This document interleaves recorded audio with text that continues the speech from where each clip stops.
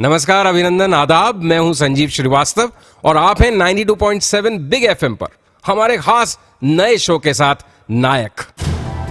जी हां, एक ऐसा शो जब रोजमर्रा की अंधी दौड़ में कभी आपके कंधे कुछ झुके हों, आप हैरान, परेशान, बेचैन हो, तो इस कार्यक्रम में हम आपको ऐसे प्रेरणादायक शख्सियतों की कहानियां सुनाते हैं, उनकी जीवनी से परिचित कराते हैं कि आप में एक नई ऊर्जा का संचार हो, आप दोबारा से खड़े हों और हिम्मत से आगे बढ़ें।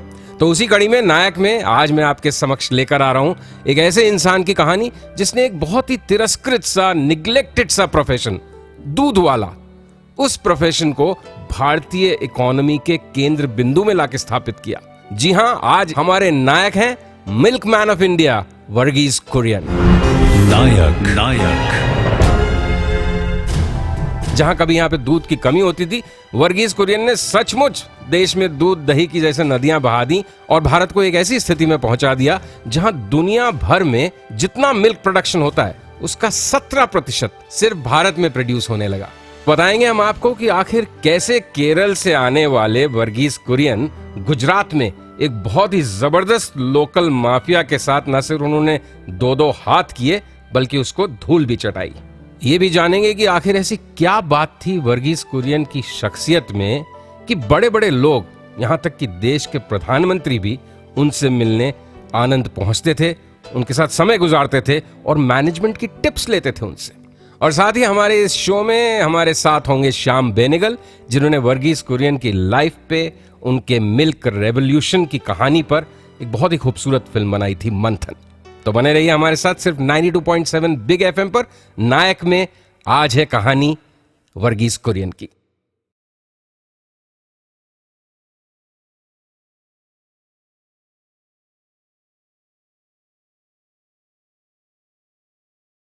नमस्कार, स्वागत है आपका एक बार फिर। आप सुन रहे हैं 92.7 बिग एफएम पर नायक, जिसमें हम बात कर रहे हैं वर्गीस कुरियन की। मैं हूं संजीव श्रीवास्तव। वर्गीस कुरियन एक ऐसी शख्सियत जिसने दोबारा देश में बहा दी दूध दही की नदियां और इस्टेब्लिश करी अमूल जैसी पावरफुल ब्रांड। वर्गीस कुरियन का जन्म 26 नवंबर 1921 में एक सीरियन क्रिश्चियन फैमिली में हुआ था, काजीकोट में।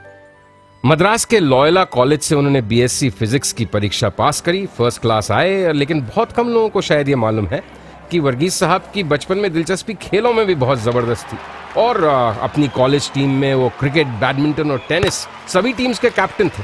और तो और बड़े जबरदस्त और माहिर बॉक्सर भी थे वर्गीस कुरियन। यूनिवर्सिटी ऑफ मद्रास से ही वर्गीस कुरियन ने मैकेनिकल इंजीनियरिंग की और नौकरी कर ली टाटा स्टील में। अच्छी खासी नौकरी थी, लेकिन उनकी ज्ञान की भूख तृप्त नहीं हुई थी। नौकरी छोड़ दी उन्होंने और सरकारी स्कॉलरशिप ले मिशिगन यूनिवर्सिटी चले गए। मेटलर्जी में उन्होंने मास्टर्स किया। माइनर सब्जेक्ट उन्हें मिला डेयरी। अब डेयरी उनको सब्जेक्ट मिला कैसे, इसके पीछे भी एक बड़ा दिलचस्प किस्सा है। हुआ ये कि उनका कोई टेस्ट हो रहा था जिसपे 2-3 प्रश्न ऐसे थे कि भाई पैस्चराइजेशन क्या होता है। अब ये दूध और डेयरी से संबंधित प्रश्न था। उन्होंने कहा शायद इसका दूध से कोई संबंध है। तुक्के में जवाब दिया, मिल गया उनको सब्जेक्ट डेयरी। अब कौन सोच सकता था कि इत्तेफाक से, एक कोइंसिडेंस के तहत जिसको डेयरी सब्जेक्ट मिला है, वो आने वाले वक्त में दुनिया की सबसे बड़ी दूध क्रांति, मिल्क रेवोल्यूशन का जनक होगा। बहरहाल मास्टर्स करके स्वदेश लौटे वर्गीस कुरियन और आते ही भारत सरकार ने उनकी पोस्टिंग एक एक्सपेरिमेंटल क्रीमरी में कर दी।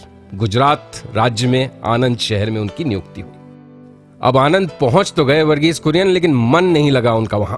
क्यों मन नहीं लगा उनका उस जगह, और कैसे वही जगह जो उनको रास नहीं आ रही थी, वही आने वाले सालों में बन गई वर्गीस कुरियन की कर्म भूमि, बताऊंगा आपको। सुनते रहिए तब तक 92.7 बिग एफएम। आप सुन रहे हैं नायक, मेरे यानी संजीव श्रीवास्तव के साथ। स्वागत है आपका 92.7 बिग एफएम पर। आप सुन रहे हैं नायक, मेरे यानी संजीव श्रीवास्तव के साथ। हजारों मंजिलें होंगी, हजारों कारवां होंगे, निगाहें हमको ढूंढेंगी, न जाने हम कहां होंगे। कुछ ऐसी ही पशोपेश से जैसे जूझ रहे थे वर्गीस कुरियन। तो आखिर ऐसी क्या बात थी, क्या वजह थी कि जाते ही वर्गीस कुरियन ने ठान ली कि बस यहां नहीं रहना, गुजरात से लौटना है। बेहद गर्मी, उजाड़ सी जगह, बड़े शहरों में वो पढ़े लिखे, और दूध तो उनको बचपन से ही नापसंद था। बस वर्गीस कुरियन ने तय कर लिया कि वो ज्यादा दिन यहां नहीं रुकेंगे। आनंद पहुंचे भी दरअसल वो एक मजबूरी के तहत थे। मिशिगन यूनिवर्सिटी के लिए जो उन्हें सरकारी स्कॉलरशिप मिली थी, उसमें एक शर्त भी थी। शर्त यह कि वापस लौट के वो 5 साल कम से कम भारत सरकार के लिए काम करेंगे। तो लौटते ही उन्हें सीधे आनंद गुजरात भेज दिया गया, वहां एक डेयरी डिवीजन का हेड बनाकर। वर्गीस ने फैसला कर लिया था कि बस 6 महीने रुकेंगे और फिर मुंबई ट्रांसफर ले लेंगे। आखिरकार वो दिन भी आ गया, 6 महीने भी निकल गए। बस अपना सामान वगैरह पैक करके निकलने की तैयारी में ही थे वर्गीस कुरियन कि उनके पास एक स्थानीय किसान नेता त्रिभुवन दास पटेल पहुंचे। पटेल ने उनसे अनुरोध किया कि कुरियन साहब थोड़े दिन रुक जाइए, हमें आप जैसे लोगों की बहुत जरूरत है। हम पढ़े लिखे नहीं है, लेकिन आप जैसा कोई इंजीनियर यहां रुकेगा तो यहां की डेयरी उद्योग को स्थापित कर देगा, नई मॉडर्न मशीनरी वगैरह यहां पे हम लगवा पाएंगे। मान गए उनकी बात और रुक गए वर्गीस कुरियन। अब आखिर ये त्रिभुवन दास पटेल कौन थे जिनकी बात वर्गीस कुरियन टाल न सके? असल में दुग्ध क्रांति की शुरुआत सरदार वल्लभ भाई पटेल आजादी से पहले ही कर चुके थे, क्योंकि उनका मानना था कि जब तक गरीब किसान का उद्धार नहीं होगा, वो स्वावलंबी नहीं बनेगा, असली आजादी नहीं मिलेगी। तो उन्होंने एक कोऑपरेटिव मूवमेंट स्टैब्लिश किया था, जिसकी जिम्मेदारी त्रिभुवन दास पटेल को स्थानीय स्तर पर सौंप दी थी।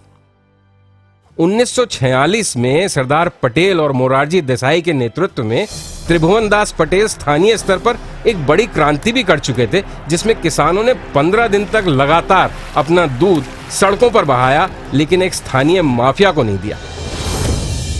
अब वर्गीस कुरियन रुक तो गए, लेकिन उनका सामना उसी माफिया पेस्तोंजी से हुआ जो पोल्सन मक्खन और दूध का उत्पादन करते थे, जो कभी सरदार पटेल और मोरारजी देसाई के सामने भी था।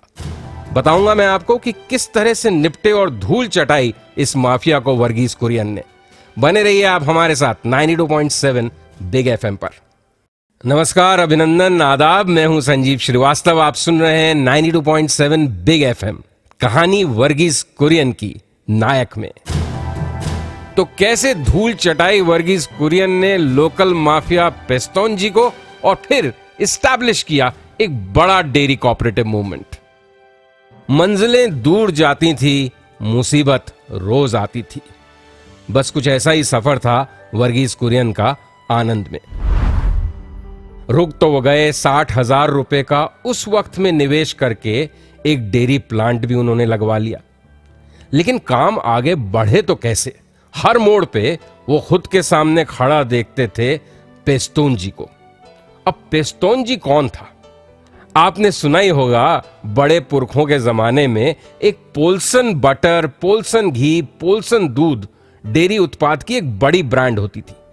इसी पोल्सन ग्रुप का मालिक था ये पेस्तोंजी, जिसका मुकाबला एक वक्त सरदार वल्लभ भाई पटेल और मोरारजी देसाई जैसे दिग्गजों ने भी किया था, लेकिन पूरी तरह उसका खात्मा नहीं कर पाए थे। दरअसल पेस्तोंजी का जो मोडस ऑपरेंडी था, कामकाज करने का तरीका था, वो किसी पुराने जमाने के सूदखोर जैसा था। किसानों के बाप दादाओं को उसने उधार दिया हुआ था। एवज में कहीं की जमीन उसके पास गिरवी तो किसी का सोना चांदी। अब उन कागजात के बल पर यह पेस्तोंजी ये सुनिश्चित करता था कि दूध अगर किसान, स्थानीय कृषक किसी को बेचें तो सिर्फ उसी को।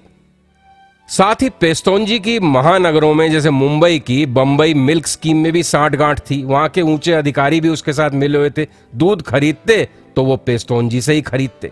तो चारों तरफ से एक ऐसा शिकंजा था आनंद और गुजरात में इस पेस्तोंजी का कि सबसे पहला टारगेट जो वर्गीस कुरियन का था वो था इस माफिया को धूल चटाना।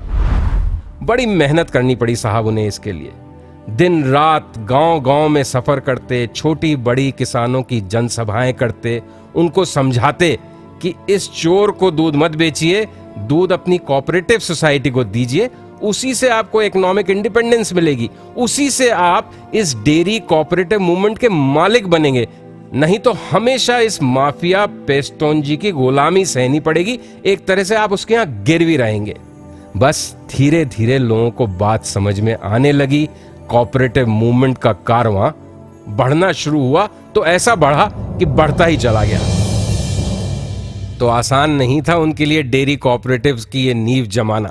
लेकिन हिम्मत थी, प्रबंधन क्षमता थी, लड़ने का जज्बा था और काबिलियत थी तो आखिर कामयाब भी हुए। लेकिन ये तो इस कामयाब सफर का बस आगाज भर था। कैसे उन्होंने इस डेयरी आंदोलन को एक बड़ी क्रांति में परिवर्तित किया, अमूल को एक बड़ी ब्रांड की तरह एस्टैब्लिश किया, बताऊंगा आपको। बने रहिए हमारे साथ 92.7 बिग एफएम पर। स्वागत है आपका एक बार फिर 92.7 बिग एफएम पर। आप सुन रहे हैं नायक वर्गीस कुरियन की कहानी। मैं हूं संजीव श्रीवास्तव। तो सुनिए कि किस तरह से 1962 में इंडिया चाइना वॉर के वक्त अमूल और वर्गीस कुरियन ने जबरदस्त कंट्रीब्यूशन किया नेशनल कॉज के लिए। देशभक्ति का एक नया उदाहरण पेश किया। 1949 में जब पहुंचे थे वर्गीस कुरियन आनंद में, तो वहां सिर्फ 200 लीटर दूध का प्रतिदिन उत्पादन होता था। 1952 तक उन्होंने ये क्षमता बढ़ा के कर दी 20,000 लीटर प्रतिदिन। मैं अकेला ही चला था जानिबे मंजिल, मगर लोग मिलते ही गए और कारवां बनता गया। उस वक्त तक सिर्फ गाय के दूध का ही मिल्क पाउडर बनता था, लेकिन वर्गीस कुरियन ने भैंस के दूध का, बफलोज मिल्क का मिल्क पाउडर के उत्पादन का काम शुरू किया। तत्कालीन राष्ट्रपति बाबू राजेंद्र प्रसाद ने आकर इस डेयरी प्लांट की नींव रखी। तभी चर्चा हुई कि भाई इसका उद्घाटन कौन करेगा। वर्गीस कुरियन ने कहा प्राइम मिनिस्टर जवाहरलाल नेहरू को करना चाहिए। नेहरू जी के पास संदेश गया, उन्होंने 11 महीने बाद की तारीख दे दी। अब सबके हाथ पांव फूल गए। 11 महीने में इतना बड़ा डेयरी प्लांट कैसे एस्टैब्लिश होके कमीशन होगा। लेकिन भाई प्राइम मिनिस्टर के आने की तारीख तय थी। जुट गए बस वर्गीस कुरियन अपने साथियों के साथ। लोगों को विश्वास नहीं हुआ, लेकिन 1955 31 अक्टूबर वल्लभ भाई पटेल की जन्म तिथि पर वो प्लांट तैयार था। प्राइम मिनिस्टर नेहरू वहां पहुंचे और उस प्लांट को कमीशन कर दिया गया। उसका इनॉग्रेशन हुआ और धीरे धीरे यही अमूल का प्लांट जो 1955 में कमीशन हुआ था, उसने देश सेवा के कई मानदंड और उदाहरण स्थापित करे। 1962 में जब चीन के खिलाफ युद्ध हुआ तो अमूल ने सिर्फ 6 महीने में करीब 3000 टन बटर सप्लाई किया इंडियन आर्म्ड फोर्सेस को, जो अपने आप में एक रिकॉर्ड था। और बदले में जब अमूल से पूछा गया, वर्गीस कुरियन से पूछा गया कि आपको क्या चाहिए, तो उन्होंने क्या कहा आपको मालूम है? कुछ नहीं, नथिंग। तो साहब, ये सब कर गुजरने के लिए जरूरत होती है जबरदस्त मैनेजमेंट स्किल्स की, इच्छा शक्ति की, जिसका लोहा सभी मानते थे, यहां तक कि प्राइम मिनिस्टर्स भी। आपको एक किस्सा बताता हूं। एक बार लाल बहादुर शास्त्री ने सोचा कि मैं देख के आता हूं कि आखिरकार किस तरह से ऐसी क्रांति लाए हुए हैं गुजरात में वर्गीस कुरियन। उन्होंने रिक्वेस्ट करी कि वो अकेले जाना चाहते हैं, सुरक्षा व्यवस्था के बगैर। बस उनके लिए इंतजाम हुआ। आनंद से करीब 10 किलोमीटर दूर एक गांव में उन्होंने रात गुजारी। एक साधारण आदमी की तरह किसानों से मिले, स्थानीय गांव वालों से गपशप करी, समझे। और अगले दिन जब कुरियन से मिले तो उनसे कहा भाई मान गए आपको। ना तो यहाँ के किसान पंजाब के किसानों जैसे हार्ड वर्किंग है, ना यहाँ उत्तर प्रदेश बिहार जैसी उपजाऊ जमीन है, लेकिन फिर भी जो क्रांति आप यहाँ लाए हैं उसका कोई दूसरा उदाहरण नहीं है। वर्गीस कुरियन के प्रेरणादायक इंस्पायरिंग सफर के कई और किस्से हम आपके साथ शेयर करेंगे। और साथ ही हमारे साथ जुड़ रहे हैं श्याम बेनेगल, जिन्होंने बनाई थी फिल्म मंथन, जो इस गुजरात डेयरी मूवमेंट और वर्गीस कुरियन के काम पे आधारित थी।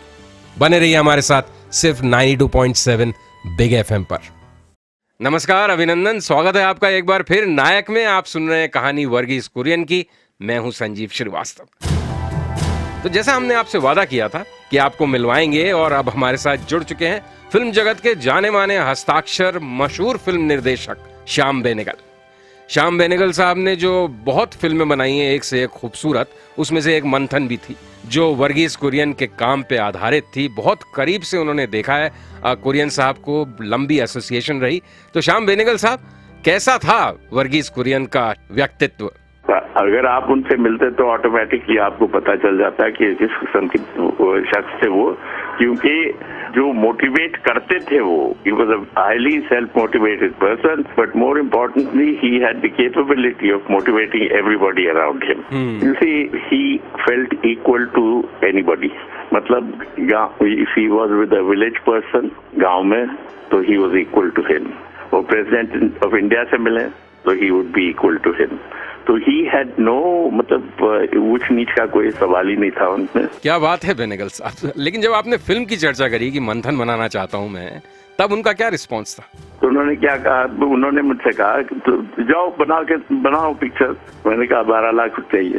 तो उन्होंने कहा अच्छा 12 लाख चाहिए, तो मैं उसका इंतजाम करूंगा। तो गुजरात में मिल्क कलेक्शन सेंटर होता है ना, उन्होंने मैसेज भेजा to all of them saying you will supply milk in the morning, don't take money for it once, just once. And just that once meant that he could collect 12 lakhs of rupees and then give that money to me to make the film. That's what happened. क्या बात है sir. और मुझे अच्छी तरह ध्यान है मंथन के ओपनिंग क्रेडिट्स में ये बात आई थी कि presented by 5 lakh farmers of Gujarat. फिर अहमदाबाद में जब रिलीज हुई पिक्चर तो हर रोज जो है 100-150 ट्रक्स आ रहे हैं अहमदाबाद को। क्यों आ रहे कि समझ नहीं आता है, क्योंकि उसमें गांव के लोग आ रहे हैं। And you know what they were doing, they were all coming to see their film. क्या बात है, क्या किस्सा है साहब। तो ये थी वर्गीज कुरियन की शख्सियत और उनकी अपने क्षेत्र के किसानों पर पकड़। बताऊंगा आपको आगे उस खास पेंटिंग के बारे में जो वर्गीज कुरियन की जिंदगी की इंस्पिरेशन भी थी, प्रेरणा भी थी और उनकी जिंदगी की शायद असली तस्वीर भी थी, उसका रिफ्लेक्शन भी थी, प्रतिबिंब भी थी। तो बने रहिए हमारे साथ 92.7 बिग एफएम पर। आप सुन रहे हैं नायक। स्वागत है आपका एक बार फिर 92.7 बिग एफएम पर। मैं हूं संजीव श्रीवास्तव। सुन रहे हैं आप वर्गीज कुरियन की कहानी नायक में। वर्गीज कुरियन उस रेयर ब्रीड को बिलोंग करते थे जो जीते जी ही एक लेजेंड बन चुके थे। पद्मश्री, पद्म भूषण, पद्म विभूषण, कृषि के क्षेत्र का नोबेल माने जाने वाला अंतर्राष्ट्रीय पुरस्कार, देश विदेश के प्रधानमंत्रियों, राष्ट्र अध्यक्षों द्वारा नवाजा जाना और करोड़ों लोगों की श्रद्धा और असीम प्यार। वो देश में कहीं भी जाकर बस सकते थे, कोई भी पद ले सकते थे, लेकिन रहे आखिर तक गुजरात के आनंद शहर में ही, एक साधारण से घर में जिसमें उनकी सबसे प्रिय वस्तु थी तेंजिंग और हिलेरी के ऑटोग्राफ वाली माउंट एवरेस्ट पर विजय पताका लहराती एक तस्वीर। दुनिया के उस सबसे ऊंचे, मुश्किल और दुधिया सफेद चोटी पर जिस तरह का गर्व तेंजिंग और हिलेरी महसूस कर रहे होंगे उस पर विजय हासिल कर, कुछ उसी तर्ज पर एक बहुत ऊंचे, बहुत ही मुश्किल, दुर्गम और जी हां बहुत ही सफेद शिखर पर वर्गीज कुरियन ने भी अपनी विजय पताका फहराई थी, मिल्क रेवोल्यूशन लाकर, देश में दुग्ध क्रांति लाकर। तो ये थी वर्गीज कुरियन की कहानी। कल फिर हाजिर होता हूं आपके समक्ष एक नए नायक की जीवनी के साथ। तो जुड़ना ना भूलिएगा कल रात 8 बजे से मेरे साथ सिर्फ 92.7 बिग एफएम पर।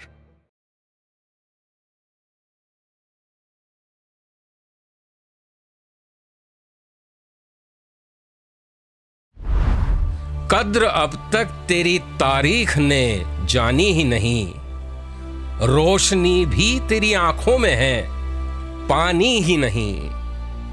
हार तूने कभी तकदीर से मानी ही नहीं, तू हकीकत भी है, दिलचस्प कहानी ही नहीं। अपनी तारीख का उन्वान बदलना है तुझे, उठ मेरी जान, मेरे साथ ही चलना है तुझे। जी हां, कैफी आजमी ने एक कालजयी कविता लिखी थी भारतीय महिलाओं को प्रेरित करने के लिए, उन्हें ये बताने के लिए और पुरुषों को भी ये बताने के लिए कि भारतीय महिलाएं किसी भी तरह से पुरुषों के पीछे नहीं है, उनके साथ कंधे से कंधा मिलाकर हर मोर्चे पर वो डट सकती हैं, बढ़ सकती हैं, आगे निकल सकती हैं। आजमी साहब की इन प्रेरणादायक अमर पंक्तियों को सार्थक कर दिखाया हमारी आज की नायिका, हमारी उड़न परी पीटी उषा ने। नायक नायक आज नायक में मैं संजीव श्रीवास्तव आपको बताऊंगा उस उड़न परी की अमर कहानी। जानेंगे कि कैसे खुद पीटी उषा तक को नहीं मालूम था कि उनमें दौड़ने की क्षमता है, प्रतिभा है। वो कौन सी हस्ती थी जिसने इस छुपी हुई प्रतिभा को पहचाना और इस रॉ टैलेंट को पॉलिश किया और चमकाया। कैसे एक गांव की साधारण कमजोर सी लड़की एक दिन पहुंच गई ओलंपिक स्टेडियम तक। और एक बड़े अंतर्राष्ट्रीय मंच पर ऐसा क्या हुआ जिसके सदमे से न तो आज तक देश उभर पाया है, न ही पीटी उषा। और आपको यह भी बताएंगे कि कितना सीधा, सरल और सौम्य व्यक्तित्व है हमारी उड़न परी का। ये सब और भी कई दिलचस्प और प्रेरणादायक किस्से सुनेंगे आप हमारे साथ। बने रहिए सिर्फ 92.7 बिग एफएम पर। सुन रहे हैं नायक, बात हो रही है पीटी उषा की। मैं हूं संजीव श्रीवास्तव। नमस्कार, अभिनंदन, आदाब, स्वागत है आपका 92.7 बिग एफएम पर। मैं हूं संजीव श्रीवास्तव और आप सुन रहे हैं नायक। तो आज हम बात कर रहे हैं भारत की उड़न परी पीटी उषा के बारे में। पीटी उषा को भी इस बात का अंदाजा नहीं था, इल्म नहीं था कि उनमें भागने की, दौड़ने की जबरदस्त क्षमता है। तो कैसे पता चला पीटी उषा को? सुनिए। पीटी उषा का जन्म 27 जून 1964 को केरल के कालीकट के निकट पायोली गांव में हुआ था और इसीलिए आगे जाकर पीटी उषा पायोली एक्सप्रेस की तरह दुनिया में जानी गई। तो कौन जानता था एक दिन पायोली नाम की इस गांव की लड़की एथलेटिक्स की दुनिया में भारत का इस कदर नाम रोशन करेगी। एक बहुत ही साधारण परिवार में जन्मी पीटी उषा के खेल जीवन की शुरुआत भी उतनी ही साधारण थी। वो बचपन से ही तेज दौड़ती थीं और सरपट अपनी मंजिल पर पहुंच जाती थीं, चाहे वो गांव की दुकान तक भाग कर जाना होता था, चाहे अपने स्कूल तक। उनका बचपन घोर गरीबी में बीता था। खेलना तो बहुत दूर की बात थी साहब, खाने पीने की भी घर में सही व्यवस्था नहीं थी। अब किस्सा एक ये हुआ कि जब वो महज 13 साल की थी तब स्कूल में एक एनुअल फंक्शन का आयोजन हुआ। दौड़ की प्रतियोगिता भी उन कई कार्यक्रमों में से थी जो इस एनुअल फंक्शन का हिस्सा बने। अब इस दौड़ के लिए पीटी उषा के मामा ने उनको काफी एनकरेज किया, प्रोत्साहित किया कि अरे भाई, तुम इधर से उधर तेज भाग के तो जाती हो, जरा दौड़ में भी हिस्सा ले लो। अब स्कूल की उस दौड़ में शामिल होने वाली जो लड़कियां थीं, उसमें से शारीरिक रूप से सबसे कमजोर पीटी उषा थी। उम्र भी उसकी सबसे कम थी। बाकी लड़कियों की औसत आयु उस दौड़ में 16 साल की थी। उषा उस समय तक सिर्फ 13 साल की थी। जिंदगी की उसकी ये पहली रेस थी। लेकिन साहब, जब दौड़ी पीटी उषा तो बस दूसरी सारी लड़कियां पीछे और पीटी उषा पहले नंबर पर। तो साहब, मामा ने एनकरेज किया, 13 साल की लड़की भाग निकली और भागते भागते रेस भी जीत गई। लेकिन उसमें एक और जबरदस्त बात थी जिसका इल्म उस समय तक किसी को नहीं हुआ। किसी को अंदाजा भी नहीं हुआ कि उस रेस में नेशनल रिकॉर्ड ब्रेक हो चुका था।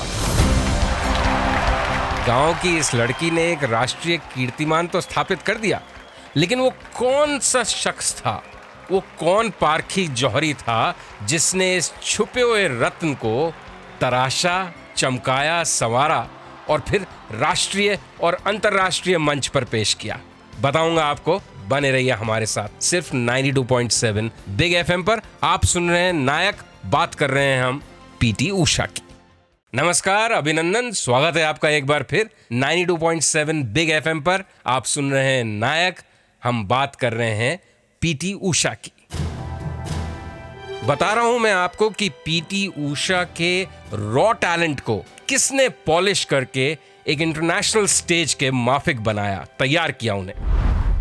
1977 में केवल 13 साल की उम्र में उषा ने 100 मीटर की दौड़ में एक नेशनल रिकॉर्ड बना दिया था। उसी सफलता ने उषा को उस स्पोर्ट्स स्कूल तक पहुंचाया जो केरल की सरकार ने स्थापित किया था और यहीं से उनके जीवन में दौड़ के सफर की शुरुआत भी हुई। इसी के बाद उन्हें जिले की टीम में चुन लिया गया और 250 रुपए माहवार की स्कॉलरशिप भी उन्हें मिलने लग गई। इन रुपयों से कम ये तो जरूर हुआ कि उषा की रोजमर्रा की जरूरतें पूरी होने लगी। लेकिन बहुत जल्द ही उड़न परी की जिंदगी बदलने वाली थी। 1979 यानी कि 1979 की एक दौड़ में तेज रफ्तार से जब पीटी उषा दौड़ रही थी तो किसकी नजर आखिर उन पर पड़ी जिसने उषा की जिंदगी ही बदल कर रख दी। गांव की लड़की को उड़न परी बना दिया। 1979 की एक सुबह नेशनल स्कूल गेम्स का आयोजन हो रहा था। दौड़ के खेल में पीटी उषा ने भी हिस्सा लिया था। इस दौड़ को देखने के लिए देश के बड़े बड़े अधिकारी आए थे, स्पोर्ट्स कोचेस, स्पोर्ट्स एडमिनिस्ट्रेटर्स पहुंचे थे। दर्शकों की भीड़ में द्रोणाचार्य अवार्ड से सम्मानित और मशहूर एथलेटिक्स कोच OM नाम्बियार साहब भी बैठे थे। जब दौड़ शुरू हुई तो नाम्बियार साहब की नजर पीटी उषा पर पड़ी। दुबली पतली सी एक बहुत ही साधारण लड़की, लेकिन जब भागना शुरू करती तो जैसे उसमें पंख से लग जाते थे।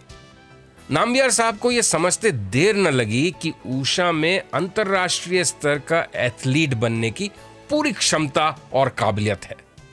उन्होंने पीटी उषा के अंदर छुपी प्रतिभा को पहचाना और उन्होंने वहीं तय कर लिया कि आज से इस लड़की पर वो काम करना शुरू करेंगे, उसकी ट्रेनिंग शुरू करेंगे और बनाएंगे उसको एक इंटरनेशनल लेवल की स्टार एथलीट। तो कैसे छोटे से गांव की लड़की को नाम्बियार लेके पहुंच गए मॉस्को ओलंपिक्स तक, और फिर वहां क्या हुआ बताऊंगा आपको। बने रहिए हमारे साथ सिर्फ 92.7 बिग FM पर। आप सुन रहे हैं नायक में पीटी उषा की कहानी। मैं हूं संजीव श्रीवास्तव। नमस्कार, अभिनंदन, आदाब। मैं हूं संजीव श्रीवास्तव। आप सुन रहे हैं 92.7 बिग FM पर नायक, और बात कर रहे हैं हम आज भारत की उड़न परी पीटी उषा की। तो गांव से निकल के राष्ट्रीय मंच और राष्ट्रीय मंच से सीधे एक साल में कैसे पहुंची पीटी उषा मॉस्को ओलंपिक्स तक, और फिर वहां क्या हुआ बताता हूं आपको। तो 1979 में जिस पीटी उषा को नेशनल स्कूल गेम्स कंपटीशन में OM नाम्बियार साहब ने देखा था और अपना शागिर्द बनाने का फैसला किया था, उसकी उन्होंने जबरदस्त, सघन और कॉम्प्रिहेंसिव और दुष्कर ट्रेनिंग शुरू कर दी। एक साल में ही इतने रिगरस, जबरदस्त, दुष्कर और सघन ट्रेनिंग शेड्यूल से निकाला नाम्बियार साहब ने पीटी उषा को कि वो 1980 के मॉस्को ओलंपिक्स के लिए क्वालिफाई कर गई। बस फिर क्या था, एक छोटे से गांव की लड़की जिसको खुद को यह एहसास नहीं था कि उसमें दौड़ने की और एक रेसर बनने की क्षमता है, वो देखते ही देखते मॉस्को ओलंपिक्स की तैयारी में जुट गई। तो जिस लड़की को बचपन में यह एहसास तक नहीं था कि उसमें दौड़ने की क्षमता है, वो रेसर बनेगी, वो देखते ही देखते जैसे चुटकियों में ओलंपिक्स में बन गई भारत का चेहरा, देश की शान और पहचान। लेकिन सब कुछ इतना तेजी से हुआ था कि उस किस्म के इंटरनेशनल एक्सपोजर के लिए शायद पीटी उषा न तो शारीरिक तौर से न मानसिक रूप से पूरी तरह तैयार थी। ओलंपिक्स में उसका डेब्यू तो हो गया, लेकिन कामयाबी पहली बार में नहीं मिल पाई। लेकिन क्या हुआ, गिरते हैं शहसवार ही मैदाने जंग में। वो तिफल क्या गिरे जो घुटनों के बल चले। मेहनत, लगन और पक्के इरादे में कोई कमी नहीं थी, न तो पीटी उषा में न उनके गुरु नाम्बियार साहब में। बस आगे की तैयारियों के लिए जुट गए, कमर कसी और फिर उतरे 1982 के दिल्ली के तारीखी एशियाड गेम्स में। यहीं से शुरू हुआ पायोली एक्सप्रेस का जीत का सफर। 100 और 200 मीटर में यहां पहली बार पीटी उषा ने सिल्वर मेडल्स जीते। एक साल बाद कुवैत के एशियाई ट्रैक पर एक नए रिकॉर्ड के साथ पीटी उषा ने 400 मीटर्स गोल्ड जीता। और अगले 6 सालों में 1983 से 1989 के बीच, बिटवीन 1983 एंड 1989, पीटी उषा ने अंतरराष्ट्रीय एथलेटिक्स में 13 गोल्ड मेडल्स जीते। नमस्कार, स्वागत है आपका एक बार फिर 92.7 बिग FM पर। आप सुन रहे हैं नायक, मेरे यानी संजीव श्रीवास्तव के साथ। बात कर रहे हैं हम पायोली एक्सप्रेस पीटी उषा की। तो आखिर ऐसा क्या हुआ 1984 में जिसके गम से, जिसके सदमे से, जिस सेटबैक से न तो आज तक पीटी उषा उबर पाई हैं और न ही भारत। 1980 के ओलंपिक्स के लिए जब मॉस्को पहुंची थी पीटी उषा, तो उनका क्वालिफिकेशन ही एक बहुत बड़ा अचीवमेंट था। लोगों को और कुछ खास उम्मीद नहीं थी उनसे। लेकिन जब वो 1984 के लॉस एंजलिस ओलंपिक्स में पहुंची, तो उनके साथ साथ उनकी कामयाबी का एक ट्रैक रिकॉर्ड भी वहां पहुंचा था। जबरदस्त उन्माद था देश में, एक्साइटमेंट था कि देखें अब पीटी उषा भारत का नाम, अपना नाम किस तरह से रोशन करेंगी यहां। और लोगों के इस एक्साइटमेंट, ऑप्टिमिज्म, एंथुजियाज्म को काफी हद तक सही भी ठहराया पीटी उषा ने, जब 400 मीटर्स की हर्डल रेस के सेमीफाइनल में वो पहले पायदान पर रहीं, फर्स्ट टाइम। अब तैयारी थी फाइनल्स की। पूरे देश और दुनिया की निगाह पीटी उषा पर। आया फाइनल का दिन, रेस की शुरुआत, बंदूक का धमाका, धावकों ने दौड़ना शुरू किया। रेस की शुरुआत में पीटी उषा सबसे आगे थी। दर्शकों का रोमांच जैसे उफान पर था। पीटी उषा के हर हर्डल को पार करने के साथ जैसे देश की धड़कन भी ऊपर नीचे हो रही थी। रेस में काफी समय तक पीटी उषा सबसे आगे थी, लेकिन धीरे धीरे वो पिछड़ने लगी और रेस खत्म होते होते पीटी उषा तीसरे नंबर पर आ गई थी।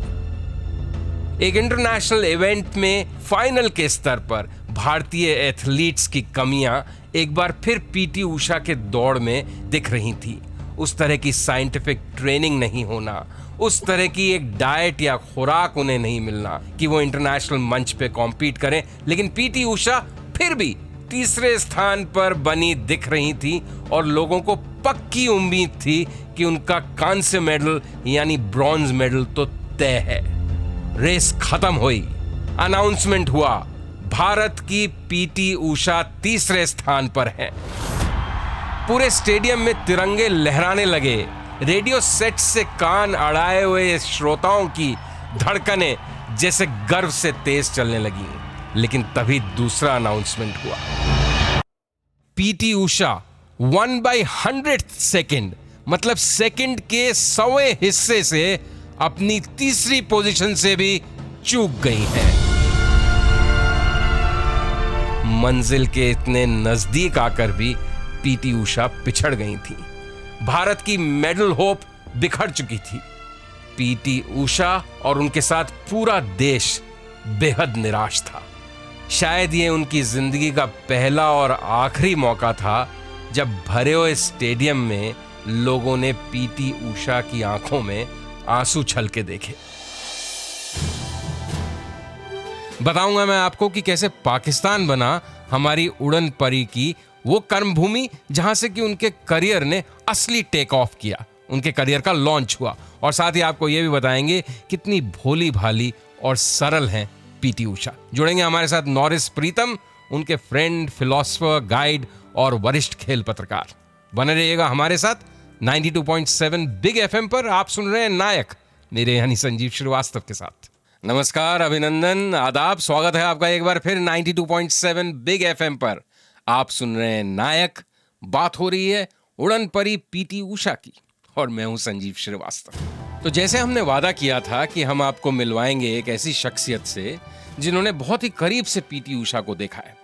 सीनियर स्पोर्ट्स जर्नलिस्ट नॉरिस प्रीतम, जो 1980 से पीटी उषा के करियर पे रिपोर्टिंग करते रहे हैं, उसके करियर को ट्रैक करते रहे हैं, उनके दोस्त हैं, फिलोसफर हैं, गाइड हैं, वो नॉरिस प्रीतम हमारे साथ जुड़े हुए हैं। तो नॉरिस, सबसे पहले तो ये बताएं कि एक गांव की साधारण लड़की स्टार बनी कैसे, क्या हुआ?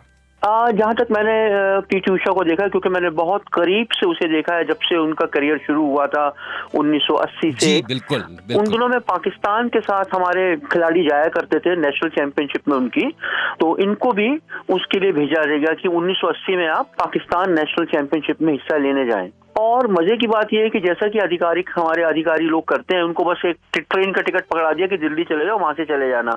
और गरीब लड़की को ना उसे हिंदी आती, ना उसे अंग्रेजी आती, वो अकेली केरला से ट्रेन में बैठ के दिल्ली आई और किसी तरह नेशनल स्टेडियम पहुंच के कुछ खिलाड़ियों से, एथलीट से उन्होंने बात करी, जिन्होंने उसको बस का टिकट दिला के लाहौर भिजवा दिया किसी तरह। अब वो गरीब लड़की खड़ी भी है लाहौर में कराची जाने के लिए, वहां भी किसी ने कोई खुदाई मददगार से किसी तरह वो बेचारी पहुंच गई और वहां उन्होंने 4 मेडल जीते, गोल्ड मेडल। क्या बात है। सबसे बड़ी बात जो सिमिलैरिटी जो है कि सचिन तेंदुलकर का भी करियर जो है वो पाकिस्तान से शुरू हुआ, जब उन्होंने वसीम अकरम को उड़ाया था बुरी तरीके से, और पीटी उषा का भी पाकिस्तान से शुरू हुआ, हालांकि शहर फर्क थे, कराची था इनका। बहुत खूब, मतलब भारतीय स्पोर्ट्स के 2 सुपरस्टार्स का ये पाकिस्तानी कनेक्शन आपने दिलचस्प निकाला। अच्छा नॉरिस, इतनी लंबी आपकी एसोसिएशन रही है, as a person, as an individual PT Usha कैसी हैं, क्या क्या तबीयत है उनकी, क्या शख्सियत? जब जकार्ता एशियन चैंपियनशिप में वो पहुंची और मैं भी वहाँ कवर कर रहा था, मैं इंडियन एक्सप्रेस अखबार के लिए, तो जब इन्होंने खूब दिन में 2-2, 3-3 मेडल जीत रही हैं, तो एक शाम को हम किसी दुकान में कहीं शॉपिंग वगैरह कुछ कर, टी शर्ट वगैरह ले रहे थे, तो वो दुकानदार इंडोनेशियन जो था हमसे बोला कि आप इंडिया से? हमने कहा हाँ। बोला मेरे को पीटी उषा से अगर आप मिलवा दें तो बड़ा अच्छा रहेगा, मैं आपको टी शर्ट दूंगा। उसने हमें ये लालच दी। हमने पीटी उषा को शराफत में बोल भी दिया, हमने कहा देखो अगर आप चलो हमारे साथ भाई उषा तो तुम्हें भी। तो वो इतनी शरीफ, मैं इसलिए ये कहानी सुना रहा हूँ कि वो इतनी शरीफ थी कि एक तो चली गई और ऊपर से रास्ते में बोला एक टी शर्ट मुझे भी दिलवा देना।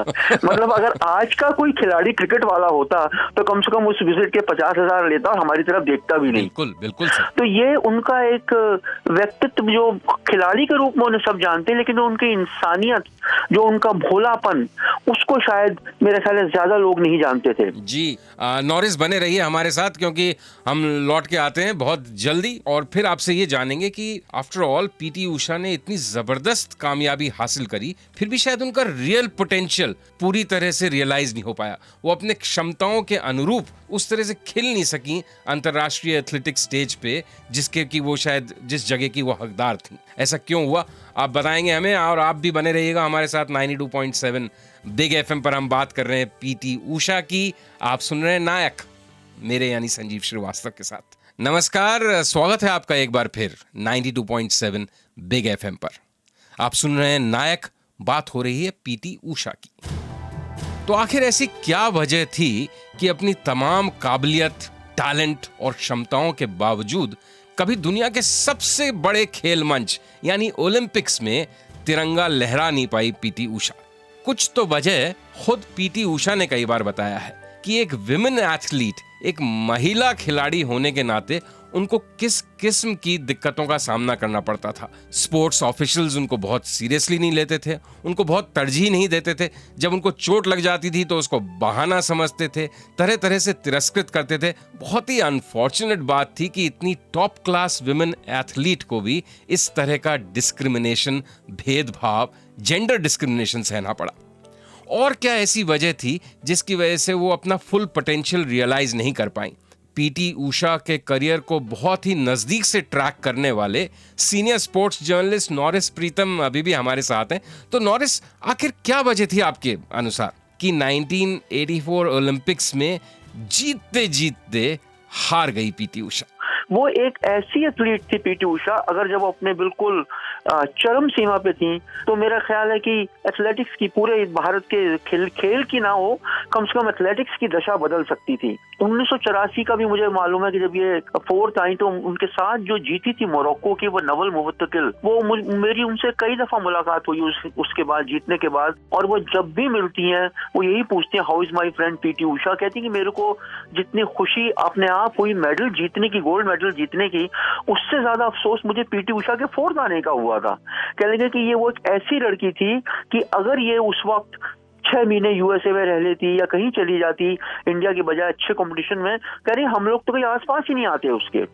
तो वो बहुत उसको मानती थी पीटी उषा को। तो ये भी एक चीज थी कि लोगों को शायद पता नहीं है कि भाई क्यों नहीं मेडल आया उनका, या क्यों नहीं अच्छा करा उन्होंने, क्योंकि उस वक्त उनको इतने कंपटीशन भी नहीं मिले थे। तो उनको हमेशा से यही लगता था कि अगर ये मेडल जीत जाती तो शायद पूरे इंडिया का, और उस वक्त तो बल्कि कहना चाहिए पूरे एशिया की एथलेटिक्स बदल सकती थी। ये तो बात थी 1985 की, लेकिन क्या 2016 का भारत इससे बहुत अलग है?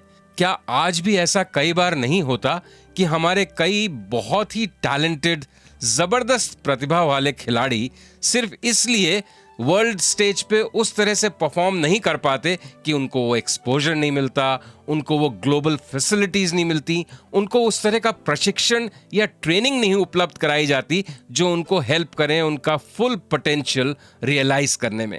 तो बस हमारा यही अनुरोध है, रिक्वेस्ट है, गुजारिश है हमारे स्पोर्ट्स एडमिनिस्ट्रेटर्स से, पॉलिसी निर्माताओं से, कि हम लोग उस तरह का प्लेटफॉर्म क्रिएट करें हमारे देश में, उस तरह का मंच तैयार करें जब हमारा टैलेंट भी दुनिया के मंच पे, दुनिया की बगिया में उसी तरह जबरदस्त रूप से महक सके, अपनी पूरी छटा, अपनी पूरी प्रतिभा बिखेर सके। भारतीय खेल के इतिहास में लेकिन पीटी उषा जैसे लोग हमेशा एक इंस्पिरेशन रहेंगे, एक प्रेरणा का स्रोत रहेंगे। तो ये थी हमारी उड़न परी पीटी उषा की कहानी, जिससे आने वाली कई जनरेशन्स तक स्पोर्ट्स पर्सन्स इंस्पायर हो सकते हैं, प्रेरणा ले सकते हैं। तो मुझे दीजिए अनुमति, कल इसी समय फिर हाजिर होता हूं आपके समक्ष एक नए नायक की कहानी के साथ। नमस्कार, शुभ रात्रि, शब बखैर, गुड नाइट। तेजस्वी सम्मान खोजते नहीं गोत्र बतला के, पाते हैं जग में प्रशस्ति अपना कर्तव्य दिखला के। हीन मूल की ओर देख जग गलत कहे या ठीक, वीर खींच कर ही रहते हैं इतिहासों में लीक। जी हां, ये पंक्तियां हैं महान कवि रामधारी सिंह दिनकर की, और लिखी थी उन्होंने ये सूत पुत्र कर्ण के संदर्भ में, महावीर कर्ण के लिए, कि कैसे दुनिया जिसको एक शूद्र के पुत्र की तरह देखती थी, असल में वो अपने कर्तव्यों से, अपने कर्मों से कैसे एक महान शख्सियत थी, और इतिहास उसको आज भी उसी तरह याद करता है। जी हां, तो आज नायक में आप सुनेंगे रामधारी सिंह दिनकर की कहानी। नायक नायक मैं हूं संजीव श्रीवास्तव, आप सुन रहे हैं नायक, सिर्फ 92.7 बिग एफएम पर। बताऊंगा मैं आपको कि आखिरकार क्यों कहलाए रामधारी सिंह दिनकर राष्ट्र कवि, क्यों और कैसे खड़ा किया गया ये विवाद भी कि कौन है बेहतर, राष्ट्र कवि दिनकर या महाकवि हरिवंश राय बच्चन। कैसे सहारा दिया महाकवि दिनकर ने भारत के प्रधानमंत्री जवाहरलाल नेहरू को, क्यों और कैसे अपनी मृत्यु के पश्चात भी महाकवि दिनकर ने इमरजेंसी के खिलाफ आंदोलन में एक अहम भूमिका निभाई। साथ ही बताएंगे आपको दिनकर साहब के बालपन का संघर्ष और कैसे वो बने महाकवि। बने रहिए मेरे यानी संजीव श्रीवास्तव के साथ। आप सुन रहे हैं नायक, ओनली ऑन 92.7 बिग एफएम। जो छल प्रपंच सबको प्रश्रय देते हैं, या चाटुकार जन से सेवा लेते हैं, यह पाप उन्हीं का हमको मार गया है, भारत अपने घर में ही हार गया है। राष्ट्रकवि दिनकर का जन्म 23 सितंबर 1908 में मुंगेर जिले के सिमरिया नामक एक छोटे से गांव में हुआ था। दिनकर जी का बचपन कोई बहुत ज्यादा सुख सुविधाओं से भरा हुआ नहीं था। नंगे पैर स्कूल जाते थे, 7 कोस उन्हें रोज पैदल चलना पड़ता था, और बीच में एक स्टीमर भी लेना पड़ता था नदी पार करने के लिए। अब बात यह है कि वो स्टीमर अपनी लास्ट राइड रोजाना की दोपहर 2 बजे करता था, लिहाजा कई बार अपना स्कूल आधा ही छोड़कर दिनकर को वापस घर लौटना पड़ता था। लेकिन फिर भी अपनी कक्षा में वो अव्वल रहते थे। बहुत छोटी उम्र में ही उन्होंने हिंदी, संस्कृत, मैथिली, उर्दू, बांग्ला और इंग्लिश पर खासी पकड़ बना ली थी, और साथ ही मुखर होने लगा था उनका क्रांतिकारी और एक प्रोग्रेसिव व्यक्तित्व भी। इस प्रोग्रेसिव प्रवृत्ति की झलक इस कविता में भी दिखती है। संदर्भ है कर्ण और युधिष्ठिर का युद्ध, जिसमें युधिष्ठिर बुरी तरह पराजित हुए रण छोड़ भाग रहे थे। भागे वे रण को छोड़ कर्ण ने झटपट दौड़कर कहा, ग्रीव, कौतुक से बोला महाराज, तुम तो निकले कोमल अतीव। हां, भीरू नहीं, कोमल कहकर ही जान बचाए देता हूं, आगे की खातिर एक युक्ति भी सरल बताए देता हूं। है विप्र आप, सेविये धर्म तरु तले कहीं निर्जन वन में, काम क्या साधुओं का, कहिए इस महाघोर घातक रण में। मत कभी क्षात्रता के धोखे रण का प्रधा झेला करिए, जाइए नहीं फिर कभी गरुड़ की झपटों से खेला करिए। बताऊंगा आपको एक बहुत ही तारीखी घटना जिसने नींव रखी दिनकर साहब के क्रांतिकारी कवि बनने की। बने रहिए मेरे यानी संजीव श्रीवास्तव के साथ। आप सुन रहे हैं नायक, सिर्फ 92.7 बिग एफएम पर। नमस्कार, अभिनंदन, स्वागत है आपका एक बार फिर 92.7 बिग एफएम पर। मैं हूं संजीव श्रीवास्तव, आप सुन रहे हैं नायक, और हम बात कर रहे हैं राष्ट्रकवि रामधारी सिंह दिनकर की। तो ऐसा क्या हुआ, कौन सी घटना हुई जिसने दिनकर के मन में एक राष्ट्रभक्त को जन्म दिया? देशभक्ति की भावना सबसे पहले उनके मन में कैसे घर कर गई? हालांकि 16 साल की उम्र में ही छात्र सहोदर नाम की उनकी पहली कविता छपी थी, लेकिन एक निर्मल हृदय कवि कैसे एक क्रांतिकारी में परिवर्तित हुआ, उसके पीछे भी एक किस्सा है। सरदार वल्लभ भाई पटेल बचपन से ही उनके नायक थे और जब उन्होंने असहयोग आंदोलन गुजरात में कामयाबी से चलाया तो उनको समर्पित करते हुए रामधारी सिंह दिनकर ने 10 कविताएं लिखी, एक से एक वीर रस से भरी हुई। ये कविताएं विजय संदेश के शीर्षक से छपी और इसी के साथ पदार्पण हुआ भारतीय साहित्यिक मंच पर एक नए राष्ट्रभक्त कवि का। उसके फौरन बाद ही लेकिन एक ऐसी घटना घटी जिसने दिनकर को हिला कर रख दिया, झकझोर कर रख दिया। अंग्रेजों के खिलाफ उनके मन में जैसे ज्वाला भड़कने लगी। साइमन कमीशन उसी दौर में भारत आया था और उसका विरोध कर रहे पंजाब में लाला लाजपत राय पे जिस बर्बरता से पुलिस ने लाठियां बरसाई और उनकी शहादत हुई, उसके बाद दिनकर के अंदर छुपे क्रांतिकारी कवि ने कभी पीछे मुड़कर नहीं देखा।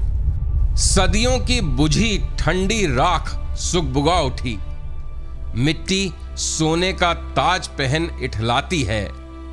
दो राह समय के रथ का घर घर नाद सुनो, सिंहासन खाली करो कि जनता आती है।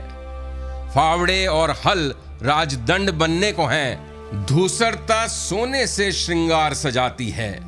दो राह समय के रथ का घर घर नाद सुनो, सिंहासन खाली करो कि जनता आती है। बताऊंगा मैं आपको कि कैसे एक मर्तबा राष्ट्रकवि दिनकर ने भारत के प्रधानमंत्री जवाहरलाल नेहरू को सहारा दिया। बहुत दिलचस्प वाकया है, कहीं जाइएगा नहीं, बने रहिए मेरे यानी संजीव श्रीवास्तव के साथ। आप सुन रहे हैं नायक, सिर्फ 92.7 बिग एफएम पर। नमस्कार, स्वागत है आपका एक बार फिर 92.7 बिग एफएम पर। आप सुन रहे हैं नायक, राष्ट्रकवि रामधारी सिंह दिनकर की कहानी मेरे यानी संजीव श्रीवास्तव के साथ। तो आखिर कैसे एक मर्तबा राष्ट्रकवि दिनकर ने लड़खड़ाते हुए भारतीय प्रधानमंत्री जवाहरलाल नेहरू को सहारा दिया, बताऊंगा आपको। लेकिन उससे पहले चर्चा करें कि किस तरह से दिनकर के अंदर का क्रांतिकारी धीरे धीरे मुखर होता चला गया। लाला लाजपत राय की शहादत और उस पर दिनकर साहब का काव्य।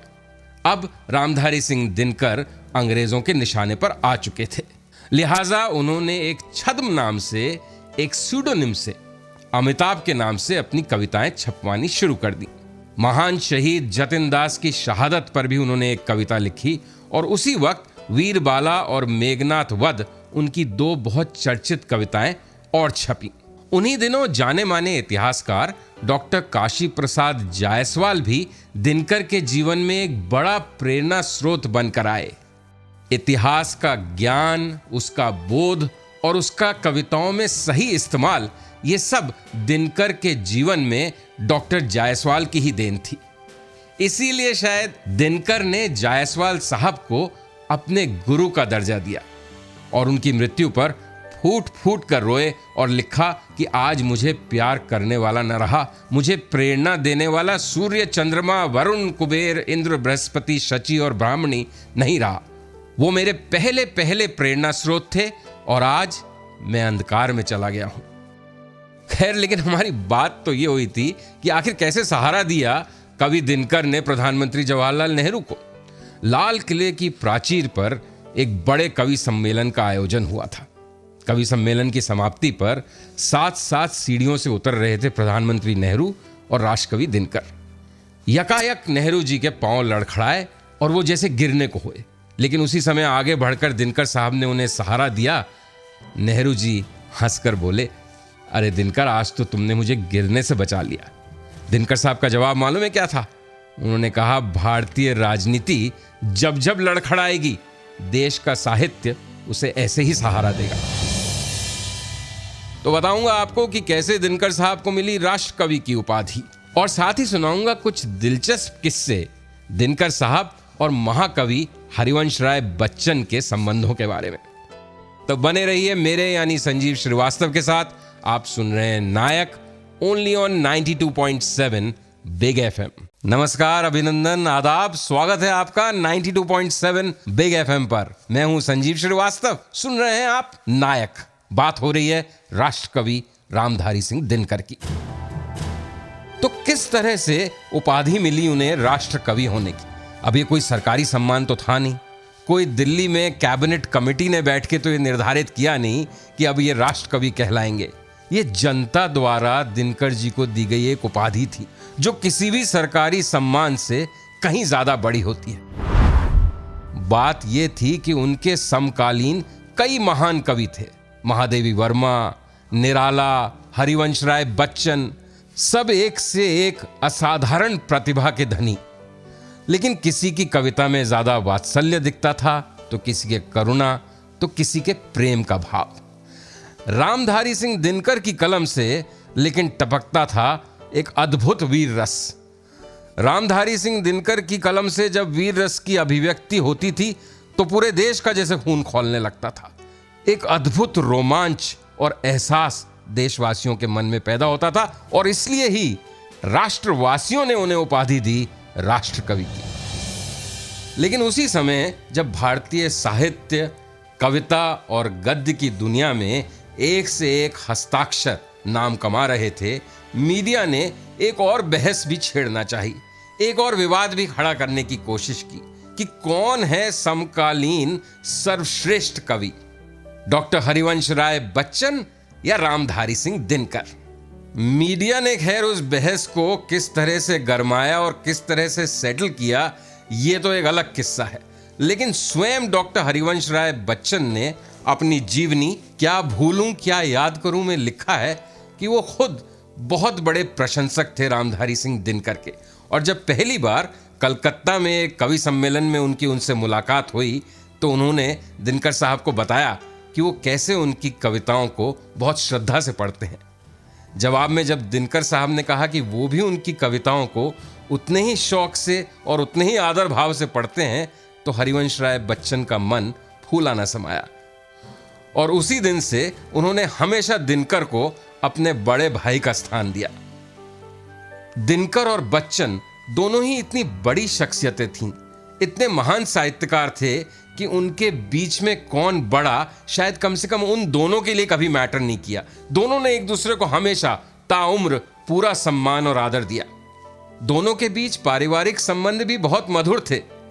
सुनिए स्वयं दिनकर जी के पौत्र अरविंद सिंह की जुबानी ये किस्सा। ऐसा हुआ कि बच्चन जी की प्रथम पत्नी थी श्यामा जी, और श्यामा जी को टीबी हो गई थी। तो श्यामा जी को देखने के लिए वो गए थे हॉस्पिटल में। तो जब वो श्यामा जी को देखने गए थे तो उन्होंने अपने साथ एक फूल ले गए थे। वो पुष्प उन्होंने श्यामा जी को दिया। तो बच्चन जी ने कहा कि जब जब इन्हें कड़वी दवा की घूंट पीनी पड़ती है, इन्हें तुम्हारी पंक्ति याद आती है, हे नीलकंठ संतोष करो, था लिखा गरल का पान तुम्हें। तुम्हारी किस्मत में विष पीना ही लिखा हुआ था। कहीं जाइएगा नहीं, क्योंकि रामधारी सिंह दिनकर के पोते अरविंद सिंह हमारे साथ बने रहेंगे और बताएंगे हमें दिनकर साहब के जीवन से जुड़े कई और दिलचस्प किस्से। आप सुन रहे हैं मेरे यानी संजीव श्रीवास्तव के साथ नायक, ओनली ऑन 92.7 बिग एफएम।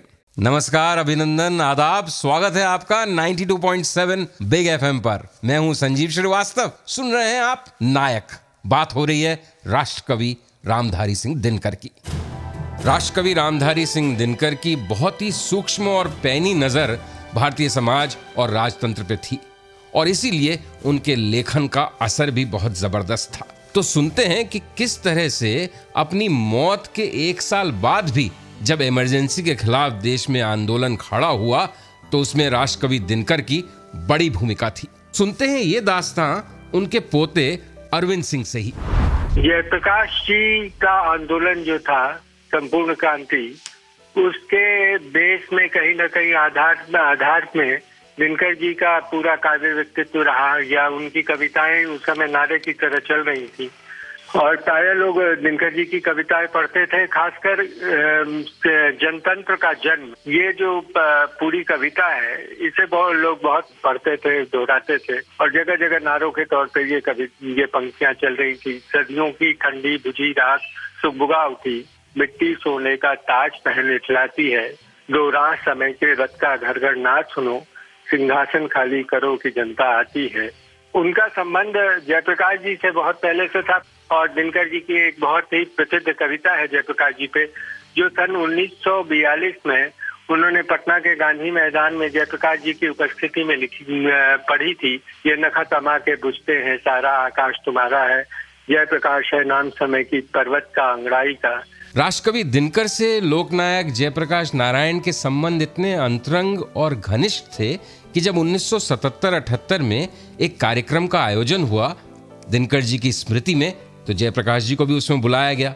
वो तो प्रमुख वक्ता थे उनके, और जब जयप्रकाश जी से बोलने के लिए कहा गया तो 3 बार कोशिश करने के बावजूद उनके मुंह से स्वर न फूट पाए। हर बार वो बोलने को आते और फपक फपक के रोने लगते। क्यों? क्योंकि एक बार तिरुपति में जयप्रकाश नारायण जी की उपस्थिति में दिनकर जी ने ईश्वर से एक कामना की थी कि हे भगवान, मेरी उम्र जयप्रकाश जी को लग जाए। हम बात कर रहे हैं रामधारी सिंह दिनकर की, और सुनाऊंगा मैं आपको उनकी एक कालजयी अमर कविता।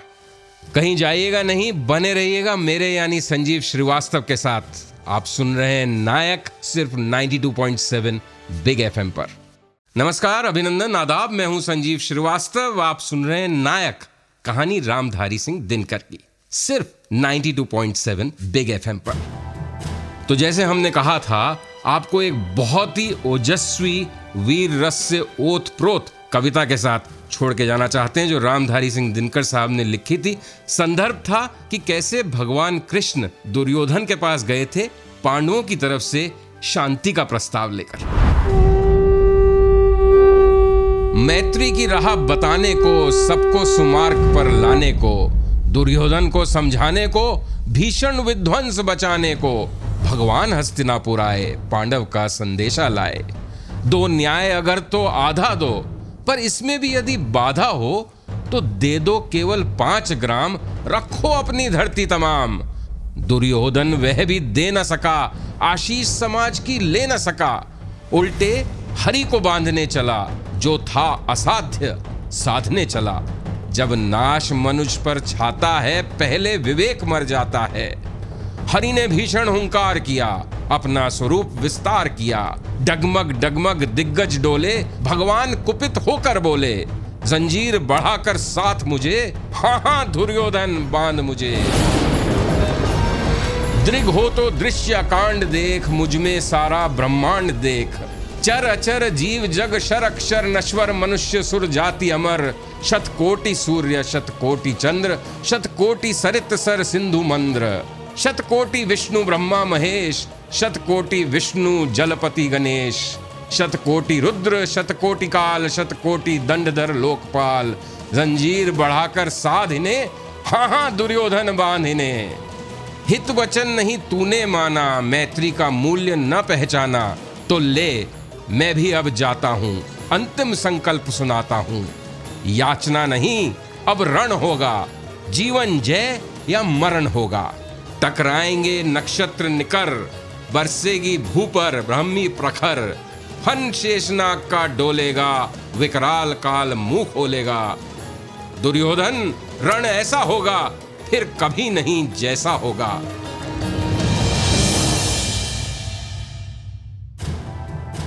तो ये थी राष्ट्रकवि रामधारी सिंह दिनकर की ओजस्वी और तेजस्वी कलम की कहानी। अनुमति दीजिए मुझे, संजीव श्रीवास्तव को, अगले हफ्ते सोमवार शाम इसी समय रात 8 बजे फिर उपस्थित होता हूं आपके समक्ष एक नए नायक की कहानी के साथ, सिर्फ 92.7 बिग एफएम पर। तो फिलहाल दीजिए अनुमति। नमस्कार, शुभ रात्रि, have a great weekend everyone.